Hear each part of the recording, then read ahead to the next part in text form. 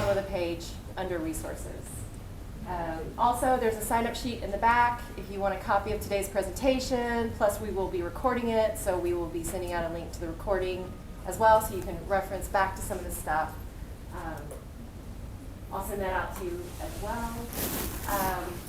And today, we're basically going to continue to build on our presentations that we've done all year, new web, kind of going through strategy earlier. We're going to go through SEO, SEM, which is very important at the beginning stages of any planning for either a relaunch or even just assessing your current site. Future presentations will probably be around web design, maybe a deeper dive into analytics. Anything that you guys kind of throw at me, I'm always looking for feedback and recommendations as well. I left my business card on the back table, so you can feel free to contact me. Only nice stuff, though. Send all the bad stuff to web marketing. You know. So today we have DMN3. They are a digital marketing and direct mail? Yep. Yes. Direct marketing. Direct marketing vendor, and Pam Lockhart is going to come up and speak a little bit about that. Okay, yeah, let me get this switched over here. Good morning. It's nice to be back at my alma mater. I actually am a U of H graduate, although I was an elementary education major, believe it or not. Yeah. Anyway, I founded DMN3 in 1992 as a direct marketing agency, but as you can imagine, over the years, a lot of what we did was direct mail, and we still do, but it's certainly moved into the web. The good news is about direct marketing is we really learned the discipline of how to generate response, because that's all what we've been doing ever since the beginning, and how to measure it. So a lot of that, all of those things that we've learned have been able to be translated over into online marketing. And we've really developed some processes that we found work and some really good approaches to how to get started. So that's what we're going to be sharing with you today. As you can see, we've worked mostly on the business to consumer side with a lot of larger brands doing generating mostly leads for clients. So Paul Rowland is our director of digital, and he's actually going to, and he has a long background of marketing as well, starting out at Compaq Computer many years ago when the web was really just getting started. So he's really been seeing all the transition that we've gone through over the years. So to get, we want to make sure this is going to be, we have this time for 45 minutes, so we'll try to make it a little faster because we do want to leave some time for question and answers at the end. If you don't get a chance to ask the questions, we will be here through, 11:30, and then Dina will be sending out the information to contact us, and I'm always happy to answer any questions that you might have, so feel free to follow up with us. Paul, go ahead. Get started. Okay, great. Good morning, everybody. Can you hear me okay? Okay, good. Really excited about the opportunity to speak with you today. We have a lot of material to cover, and we're going to start off with doing a review of our approach to online marketing. We understand that a lot of you may be involved in planning new campaigns for your own sections of the website, so we thought that might be useful for you. We'll touch on Google Analytics and show you some of the important sections that you should be paying attention to. We'll go through some search engine optimization techniques and take a look at paid advertising as well, and at the end we'll have a Q&A session. So let's get into it. So we'd like to begin with the end in mind, and what that means to us is really understanding what the campaign goals are and getting that established right up front. We like to determine who the target audience is and be real clear about that.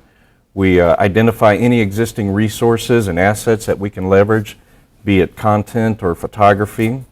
We like to determine what the sales process is. So we want to understand the full customer journey of someone seeing the ad, responding to it, coming to the landing page, interacting with your content, becoming a prospect, becoming a lead, becoming a sale. We determine what the offer is. So we do a lot of direct marketing, and one of the key elements of direct marketing is to have an offer. And that can be expressed in a lot of ways. I didn't always just simply a discount on something. And we, of course, need to establish the marketing budget so we know what kind of tools and resources we have available to us to reach the audience, to bring in the amount of traffic necessary to achieve the campaign goals. So then it's time to plan and execute. We define the customer journey. We identify the different marketing channels and tactics that we're going to use, and they can include a variety of things. We define on-page engagement. What's going to happen when a person gets to the landing page? Is there a video there? Is there a calculator there? Is there some other type of form that they need to fill out? We then create all the campaign assets, and that includes developing all the copy and offer and supporting messages, do the page design, build its content, ad design, and its content as well. Then it's time to capture, measure, and report. So we set up all the lead capture forms, and those typically will connect to a customer relationship management system or a simple database. In many cases, we see customers use form to email, and that's okay, but it's a real challenge to keep up with that and reuse that information. Then it's time to set up analytics, make sure we're measuring everything. So if you're using AdWords in your campaign, you want to make sure those are linked together so they can share information appropriately. You want to set up event tracking, so when someone comes to a page and they interact with the different elements on the page, you're capturing that information. And then finally, goal tracking, which is usually your bigger items like somebody filling out a form, registering for an event. Okay? And then reporting templates, last but not least. You want to set up automated reporting, typically on a weekly basis, and then manual reporting on a monthly basis. That's a normal approach. Then you want to design your marketing campaign to support your buyer journey. And there's typically 4 different stages of the buyer journey. I know this is a little difficult to read, but what we're showing here is that you have an awareness stage where people are just starting to understand they have an issue that they need to resolve, and they're going out and seeking information. And you want to have the appropriate content set up to satisfy those kind of search queries. And then the consideration stage, where they've kind of narrowed down what they're looking for. You need to have that type of a content ready to go. And then finally, the decision stage, where they're making a choice to consume your courses, sign up, become a customer. And then the long-term aspect of retaining that customer is the retention stage. So all these stages are important to keep in mind when you're planning your campaigns. Have the appropriate content and messaging for each one of those stages so you can move them along in their buyer journey. You want to use marketing channels effectively to bring the targeted traffic into your marketing ecosystem. And an ecosystem simply looks something like this. You have your website as the foundation. You have different channels of traffic coming into your website. You want people to fill out forms, and you want to capture that information into a database of some kind. You can use that information to do drip email campaigns to nurture that prospect until they become a lead, and then hopefully turn that lead into a sale. Okay? So let's talk a little bit more about the different types of channels. Organic traffic is your unpaid visitors coming to your website from the different search engines, and that includes these major ones here. Paid traffic is the traffic coming in from your paid advertising, which is typically going to be Google AdWords or Bing Ad Center. There's also display or image advertising you can take advantage of.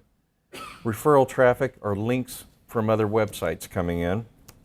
And then direct traffic, that's the catch-all bucket where traffic coming to your website does not have a defined source that analytics can detect. So it just dumps it into the direct bucket. And that can be a variety of things like bookmarks in the browser, links from an email that goes out that doesn't have a query string attached to it appropriately, or traffic coming from a website that would normally be referral traffic, but that web server wasn't configured properly to send the referral data along with it. So all that gets lumped into direct.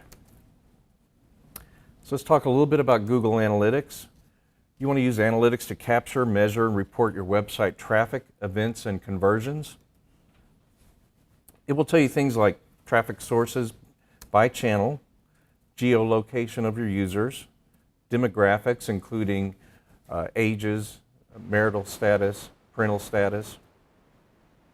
I'm sorry, gender, not marital status. Online behaviors, pages that are viewed, time spent on pages, triggered events that you've defined, and of course goal conversions that you've defined as well.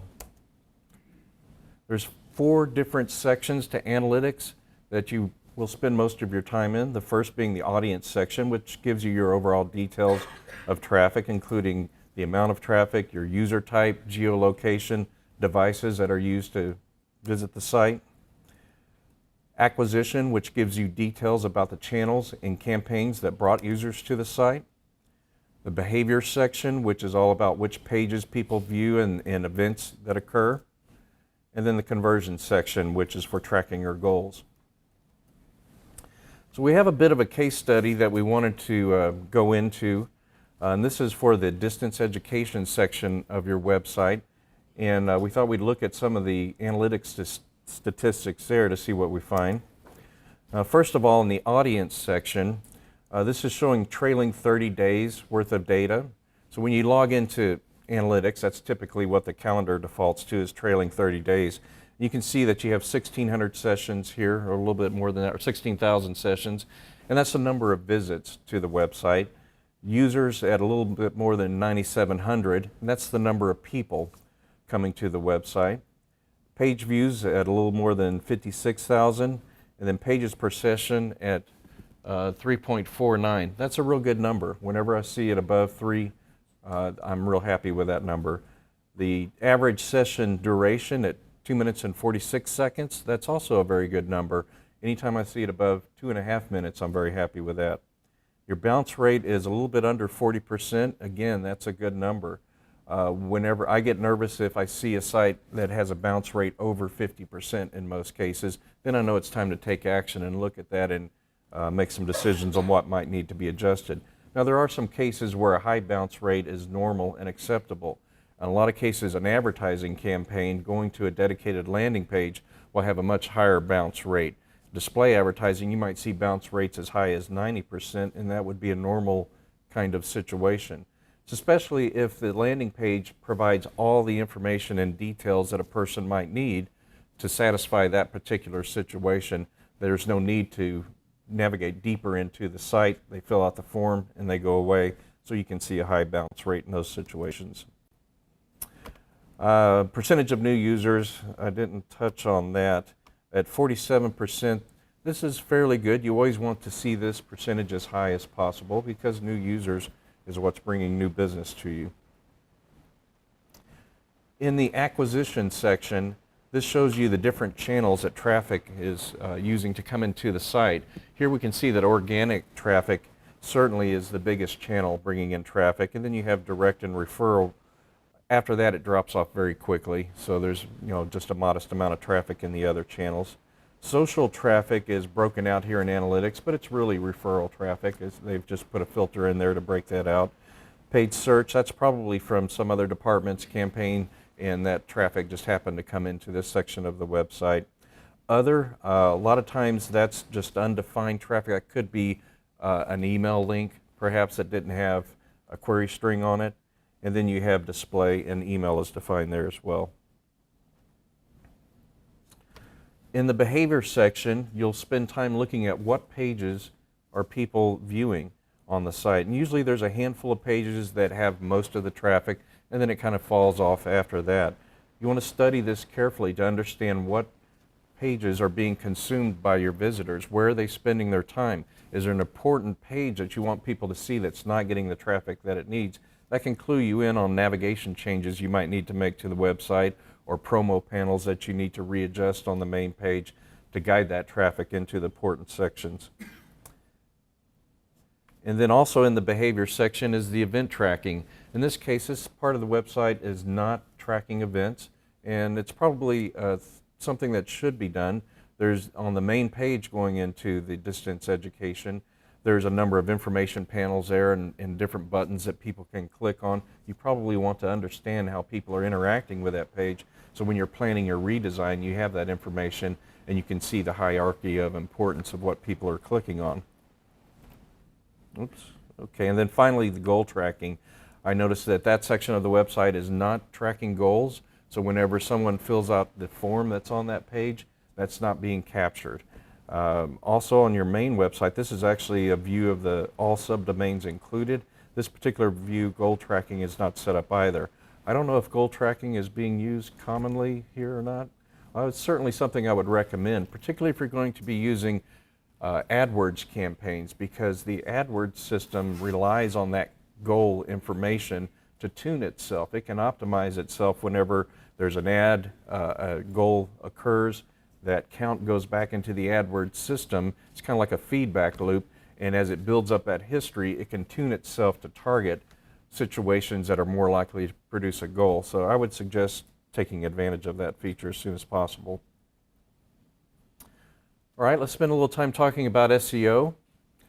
It's a process of improving your website page rank in the search engine results, or SERPs. There's several different aspects to SEO. The first is technical. That's ensuring that your website is running properly. It's set up correctly so that the spiders can come to your website, find your content, navigate through it, read it into the database at the search engine so it can be indexed and searchers can find it. On-page SEO is all about getting the keywords right, applying them to all the different sections and meta tags of the website or web page. Content development is really important. So the search engines are looking for the most authoritative content out there. They are now looking particularly for long-form content. Used to be you could get by with writing a page with 300, 500 words on it.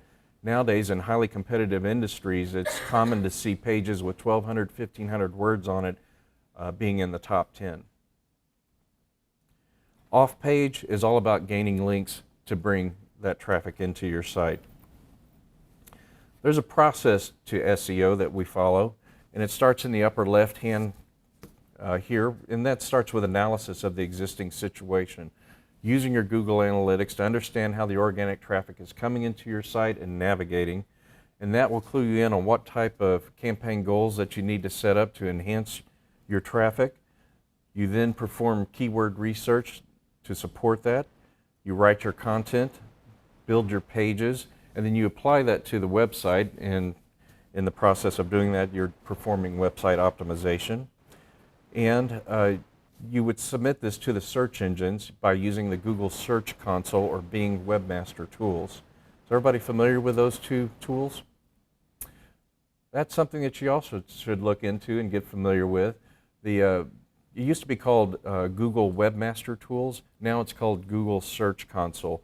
And that provides you a lot of details about the organic traffic. That normally you used to be able to see that in analytics, so they took away a lot of that information and hid what keywords people are using. You can see all of that in the Google Search Console utility. It can give you important information about broken links, backlinks that are coming into your site. So certainly if you're focused on performing SEO on your pages, that would be an important tool to get familiar with. Whenever you apply new content to your website, you have a new page on your website, you can submit that through that console, the Search Console, to Google, and the spider will come out and read that content. If you don't do anything, more than likely it will find it anyway if it's linked. All right, so that's not a requirement. And then you have link building activity or promotion of those pages using social media channels. And then of course you monitor the campaign, look at the reports and perform your analysis and start the process over again. A lot of times when I talk about keywords, people will ask me, well, what is a good keyword? How do you choose the right ones? And those are the words or phrases entered into search engines when you're performing your search queries. There's 3 different types of keywords. You have your head terms, body terms, and long tail keywords. And they should align with a buyer journey when you're selecting these. So you want to have your buyer journey mapped out, and then when you do your keyword research, you're looking for keywords to fit into each one of those stages. That would be the typical kinds of searches people would do.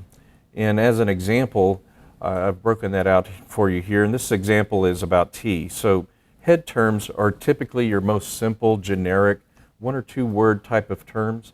So if a person is starting out doing research on tea, they might enter the most simple thing, which would be tea or tea wiki or facts about tea.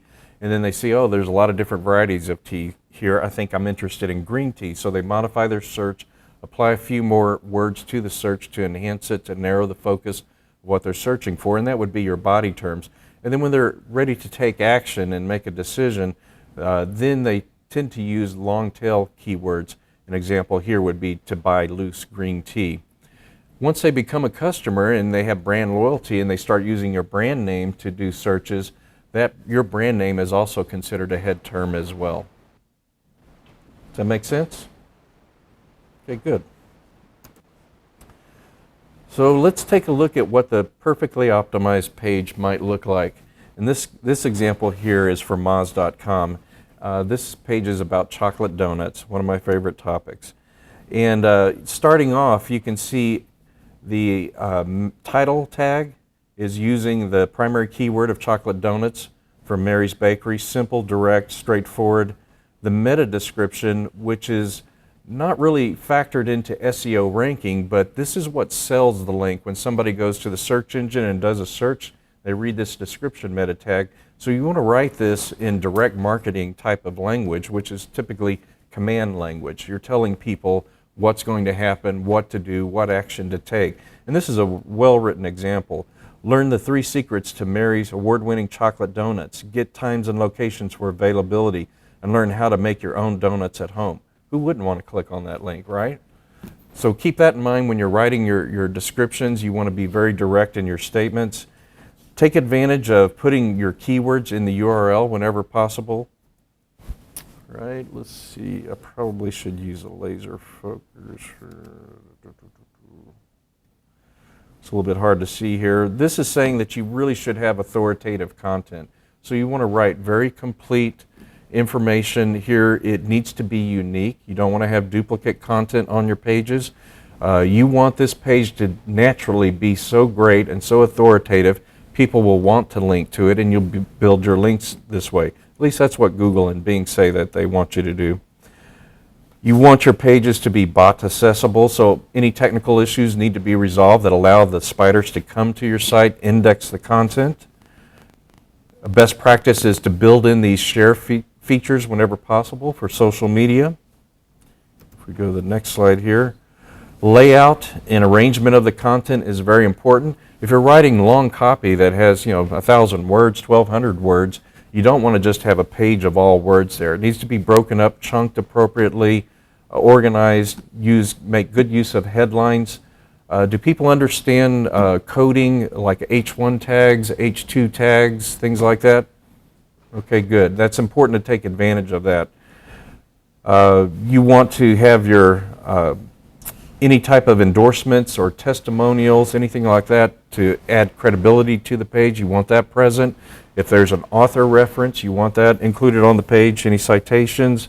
And then finally, you want it to be device friendly. You want it to be able to load on desktop, mobile, and tablets. So from that point of view, let's take a look at the distance education page and let's see what's going on there. The title tag being used is online and distance education. So the keywords really for this page are probably going to be distance education and online education. Those would be your 2 primary keywords. When I did a little bit of research using the Google AdWords keyword tool to see what's the most popular terms that people search on here, online education by far is much more popular, and that really should be your primary keyword. Maybe when this site was designed, distance education may have been the term more in favor, but now online education is what people use to search. So that probably, when this page is updated, that's what you should use. And so the title tag should say Online Education, University of Houston. You have distance in the URL here, so that's a partial use of the keyword. So when this is updated, you might want to consider doing a redirect to a page that's using online-education as the URL. I noticed that this page does not have a meta tag at all. So the search engines will be nice and build a description meta tag for you. They'll take snippets of your text from the page and assemble a description meta tag. And a lot of times they do a good job, but you're not in control of what that message is. So it's always best to write your own description meta tags. I noticed in the template you're not using an H1 tag. You actually have 2 H2 tags here, this being an H2 and this being an H2 as well. So that would be something I'd want to fix and adjust the template so that you're using an H1 tag. Then in the subheads, which are H3, you're using abbreviation. So that's not really helping you from an SEO perspective. It allows the content to fit nice in that space.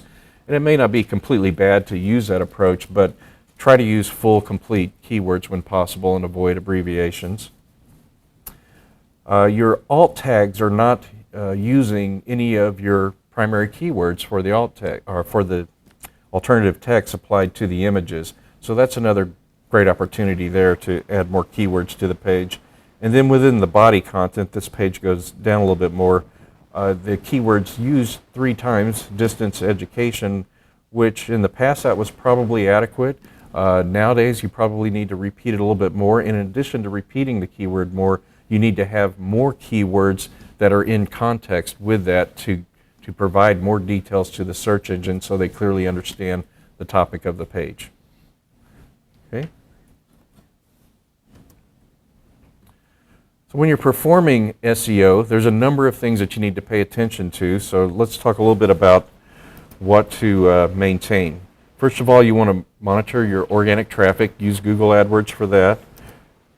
You want to monitor your broken links and technical issues. So your Google Search Console is really great for that purpose. You want to make your pages as fast loading as possible. So look for large images on your pages that could be compressed a little bit more. Look for technical issues. There are tools that you can use to scan your pages. Google has a great tool called Page Speed Index, I believe is what it's called. And that will point out any technical issues, any coding that needs to be done to improve the performance of the page. You want to add authoritative content on a regular basis. Keep building out your site, adding more pages, adding more content. Monitor your keyword ranking. You can use a Google Search Console, or there's commercial applications for that. And you want to adjust keywords on page.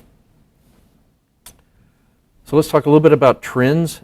This article from the AMA had some interesting trends I thought I'd point out for you. They're saying that nowadays intention is everything. So it used to be it was good enough to get the organic traffic to your site and then let them do what they do. Now it's important to look at the entire buyer journey and understand all the different steps that a person might go to when they come to your site, because the search engines are trying to provide the best user experience to the searchers, so they'll be repeat users of their search engines. There's a lot of competition at that level, so they're looking at the complete user journey. Keywords aren't necessarily king anymore. Search engines have become much better at looking at a page and understanding the context of it by the overall information in it instead of just the keywords. So it's important to use a greater range of keywords on your pages. Again, focus on the user experience. Google is making over 500 algorithm changes per year, and they're looking for the sites that do deliver the best user experience.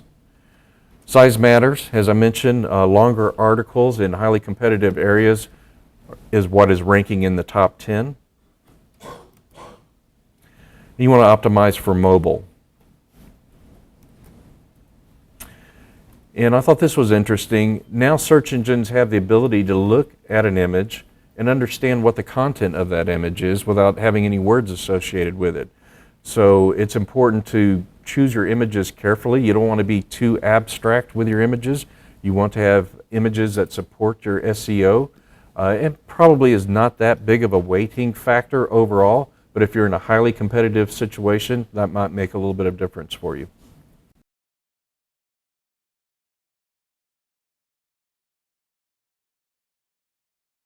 To your site from paid advertising sources. There's a couple of different types of paid advertising. The first being search text advertising. Those are the ads that you see when you go to google.com or bing.com. Those are text ads. And then there's display advertising or image advertising.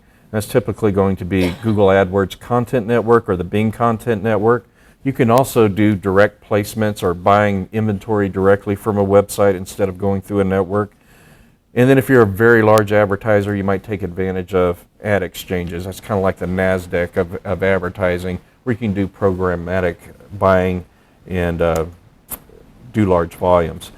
There's also a process with PPC similar to SEO. You start off doing analysis of your current situation, understanding what your needs are, looking for the opportunities, building your campaign strategy to match the buyer journey, doing your keyword research and organizing those keywords into ad groups, doing all the creation of ads, landing page development, setting up your analytics and tracking of goals, launching your campaign, and then of course monitoring it carefully and performing optimization steps. So to dive into that a little bit more, you want to organize your campaigns into groups of keywords and ads that align with a buyer journey. In a Google account for AdWords, you'll have campaigns, and you can have multiple campaigns, and often you do want to take advantage of multiple campaigns. Those campaigns will be built using ad groups, and ad groups are the buckets that organize your keywords. And so you'll have keywords of tightly themed groups associated with each ad group here. Normally you might use about 10 or so keywords, give or take a little bit, in each one of these ad groups. And then you want to write ads that are tightly coupled to those keywords as well. So it's a harmony that occurs there in each one of these ad groups. And then you want those ads to link to landing pages that are supporting those keywords as well. Does that make sense? Okay, great. Google recently announced a change in their ad format, which for me it's a big deal. For the public it may not be a big deal, but it gives us a lot more information to work with. That's 2 headlines to work with nowadays of 30 characters each, where it used to be 1 headline of only 25 characters, a description area of 80 characters where it used to be 2 description lines of 35 characters each. And so that was a very constricting kind of space to try to write interesting and useful copy in. And now you also have ad extensions, that's decoration that you can add to the ad that provides much more detail and links and phone numbers and so on. And to give you an example of what that looks like, on the left-hand side here you can see the before, where you had much less space to work with, and then the after, what the bigger size format ads look like. And Google has performed tests and show that you get a little bit better click-through rate when you provide more information in the ads. So I wanted to look at what is your competition doing in online education, distance education, and take a look at some of their ads and landing pages. So this first example is with University of Maryland, and this is actually an old ad that Google has put into the new format. So you can see it has 2 headlines with a dash that's dividing it. One headline, they're simply using the URL, the domain name. Some of the features of this ad, it includes a good call to action in it. That's always something that you want in your ads. It's using ad extensions. The first one here is structured snippets. That's a type of ad extension where you see it says highlights and a colon there and then several words after that. That's a structured snippet. And then underneath the ad you see these additional links. Those are called site links. So that's great to take advantage of that. You're consuming a lot of space on the top of the page when you're in that first position and you're taking advantage of these extensions.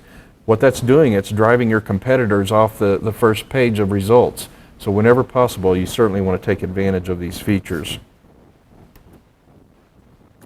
Let's take a look at the landing page. First, let's talk about some of the key features of a successful landing page. You want to have a concise headline that delivers the main benefit.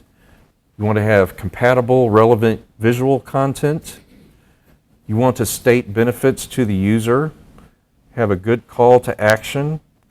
You want to have service and product details to support your messaging. And you want to have testimonials. So with that in mind, let's take a look at this landing page from University of Maryland for that ad. This is what that ad connected to. Their headline has a good benefit statement. It's concise. There's program details. Additional benefit statements are in bold in the copy. They are actually using a video testimonial here, which is a very powerful and effective technique to use. There's a clear call to action. And their form doesn't have too many fields. It's not an overly complicated form, but it is collecting a lot of good information. So the person who's going to be following up on this lead has some good details to work with. Let's take a look at one from ASU Online. This is kind of interesting in that they're doing a brand search. I did a brand search here, just putting in ASU Online as the keyword. And whenever you do a brand search, Google is doing a feature now called a knowledge graph there on the right-hand side, which pops up a panel, this large panel here, with details about the brand, which is typically your address, phone number, map, and so on. So that's always nice whenever you can get that to pop up on the page. This ad is also an old format ad that's been put into the new layout. They're taking advantage of an ad extension called callouts here on this line. And they're also using structured snippets there with the degree programs and a colon. So yeah, this is a pretty good ad. They've got a decent call to action here, not as strong as some. Request enrollment info today, not bad. And then their landing page. So they're using relevant imagery, have a concise headline with the main benefit. The page goes down a little bit longer than what I've cut off here, and so their supporting content provides details about their program. Simple form, which provides low friction, so people are inclined to fill that out. Very simple call to action, just with the Learn More button here instead of some other statement at the top of it. And that works real well. This maps up to a buyer journey of someone early in the process or in the middle of the process of their buyer journey. And then they have an additional supporting benefit statement here. Okay. So some tips on PPC best practices. Again, align your campaigns with the customer journey stages. Use goal conversion tracking. Frequently monitor your campaign and perform optimization on it. Last thing you want to do is set it and forget it, right? Because this is money that you're spending, and it's really important to make these campaigns efficient to deliver the best ROI. You want to always have at least 2 ads running in each one of your ad groups so you can perform A/B testing. And as soon as one shows to be a winner and outperforms the other, then you write a new ad and pause that one that's not working. You're always trying to outperform yourself. And the same goes for landing pages. You always want to run 2 versions of landing pages and do an A/B test. Sometimes the changes between these 2 can be very subtle, or they can be very big differences depending on, say you have 2 big concepts that you want to try out and you're not sure which concept is going to work. That could be 2 very different designs. Or it could be something as simple as the color of a button, the phrase in a headline, the placement of items on a page. Those are things you always want to be testing.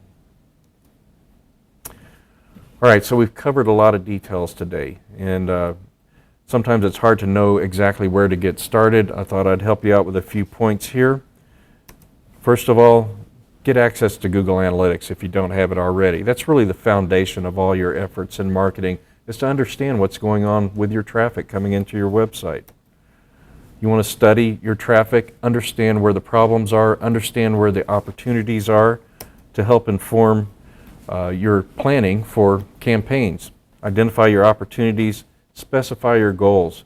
Really, no campaign should be launched without clear goals defined. Plan campaigns to support goals, and that's really it. So hopefully I had some useful information for you here. I know I went through a lot of it quickly. We didn't get an opportunity to take a deep dive into a lot of it, but I'm happy to answer any questions that you might have.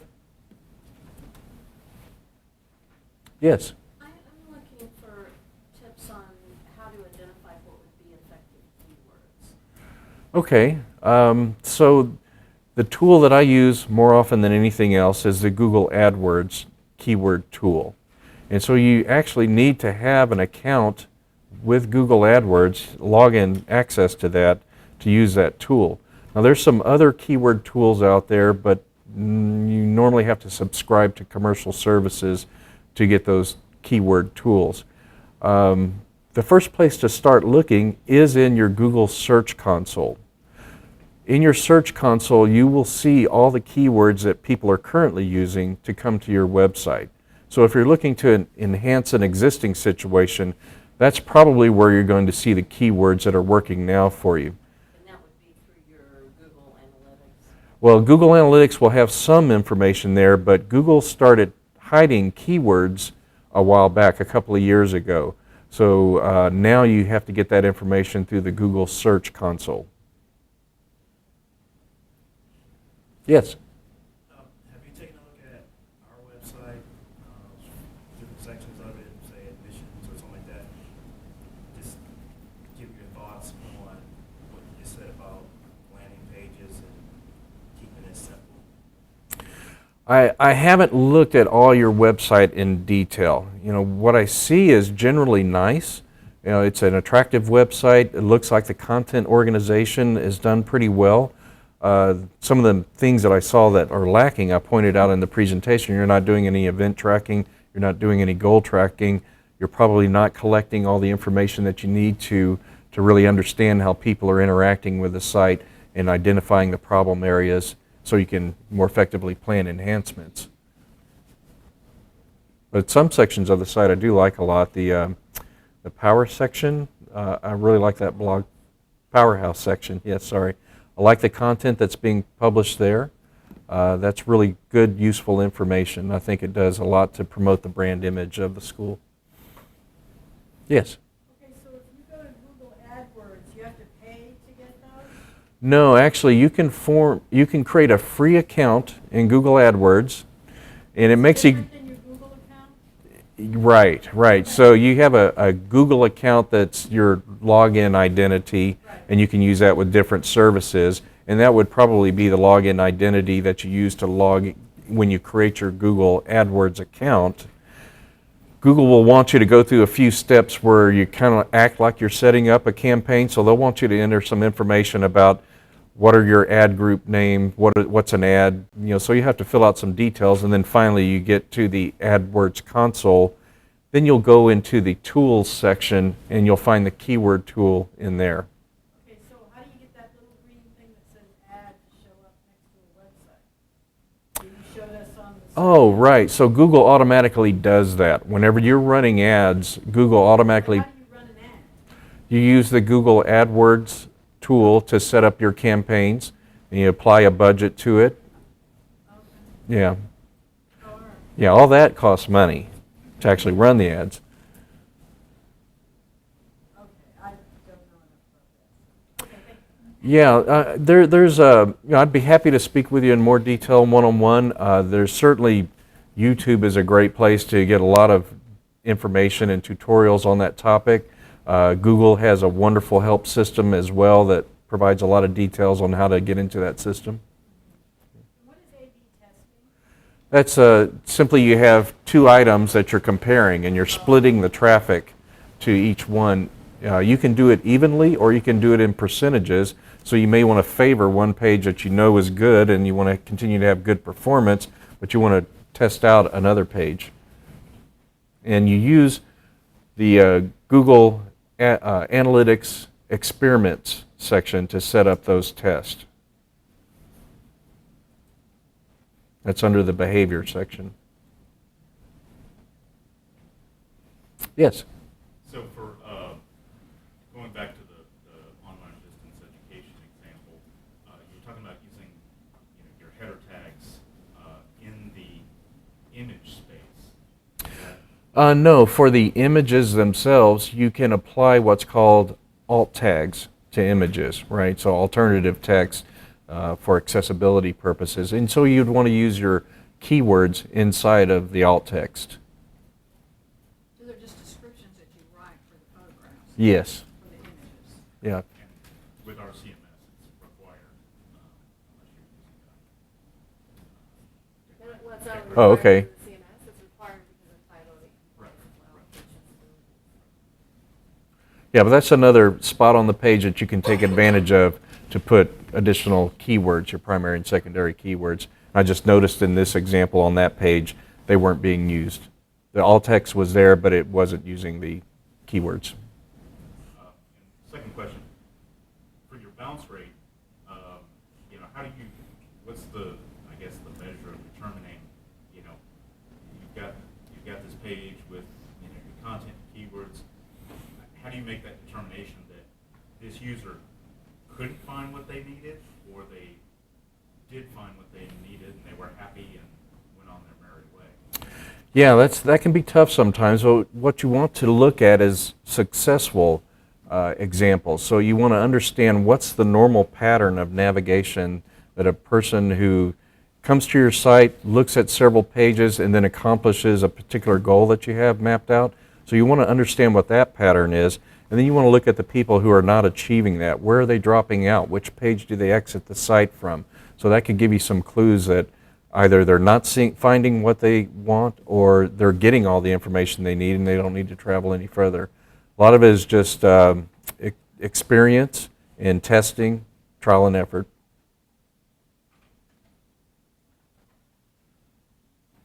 Anything else? All right, well, yes. When you were talking about SEO, and you're talking about focusing on user experience, you go over maybe some of what the principles are of user experience as you're defining it when you're using it here? Yeah, mainly I'm looking at it from the point of view of the buyer journey. So everybody who does a search, they're seeking information, they're trying to solve a problem, they're trying to get an answer to something, or they're trying to purchase something. So you want to think about what is their situation like when they go to the Google search engine and they search and they see your ad pop up and click on it. Are you satisfying that search intent? Or is everything they need at the landing page? Or do they need to dig deeper into your site to get more details? And so you want to think about all those elements that a person might need to satisfy each stage of the journey. And evaluate your site based on that perspective. And of course, some of the general principles are make it fast loading, don't have too many elements on a page, keep everything relevant on each page, don't have too many topics on a page that are dissimilar. Okay, does that help? But you are normally looking for, from the beginning, at least some type of engagement on your pages, which still goes back to having to have some type of Google Analytics on the site to be able to see if when people come to these pages, are they engaging? I mean, maybe Right. your goal is just to have them watch a video or whatever, but if that's not happening, then you know from user experience that somehow you're not leading them to the right place to get the engagement that you want to get. We're not using the right call to action messaging to encourage that.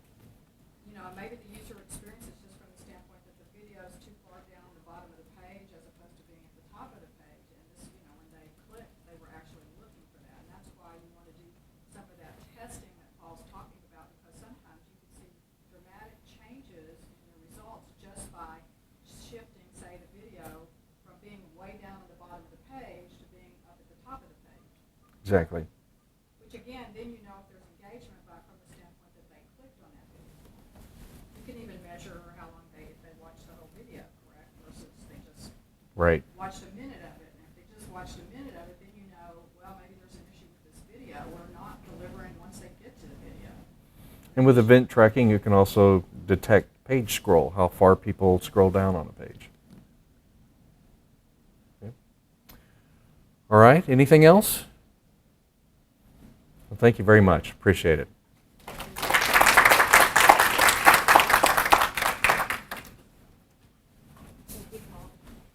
You're welcome.